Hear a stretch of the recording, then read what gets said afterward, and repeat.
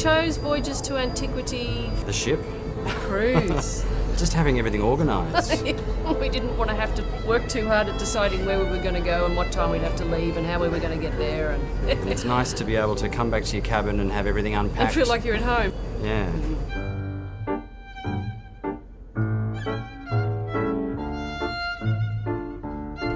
It's a beautiful ship. Some days we think we'd just rather stay here today.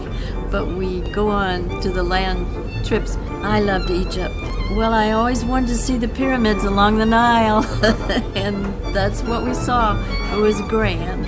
The Valley of the Kings. Amazing thing to be able to look at.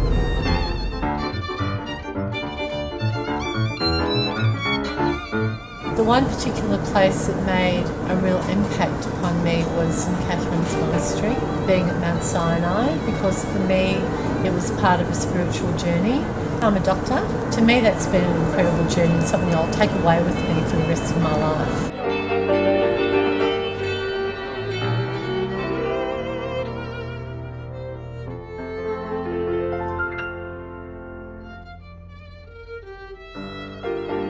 I chose this for two reasons really. One, because it was single cabins at no extra expense.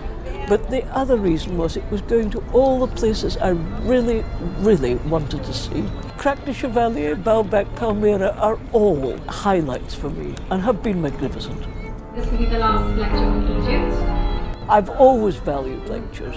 They give you so much more background of what you're going to see and it deepens your understanding of what you're looking at. She drank with them at times, she rode with them, she developed all the characteristics of a great warrior. She married Mother Naphis as his second wife. Palmyra is just incredible. I have been looking forward to it for so long, but there have been other highlights as well. Going back to Lebanon was amazing. That the statue of the god was standing in the dark because according to the old legends, Baal or Zeus were born in a cave. You can imagine the atmosphere.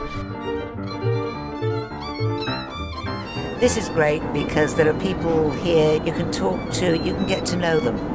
I've been on a couple of big ships, 2,000 people on a boat, that's not for me. But if you want to come on a cruise where you can relax, you can have good company, good food, and absolutely stunning scenery, history, then I would highly recommend this. The Aegean Odyssey has really, I think, been a big surprise in just how good it is. I've been on a lot larger cruise ships, but I like this. It's been fantastically refurbished. I would certainly recommend the Marco Polo restaurant. I think the food there is excellent. The service is very good. It's nice and informal. The wine is included at the mealtime, which is great. The guides have been excellent. We've learnt a lot from them. They've been very good in terms of their English. And the little whisper devices we've been using really help when you're in somewhere where there are lots of other groups as well. Oh, I find the staff charming. The staff can't do enough for you, and that goes from everybody, from the cabin steward to the bar staff to the tour reps. The quality of the tours is superb. You can't fault the guides who come with you. They seem to be incredibly knowledgeable. They facilitate everything magnificently. I never have a problem with that.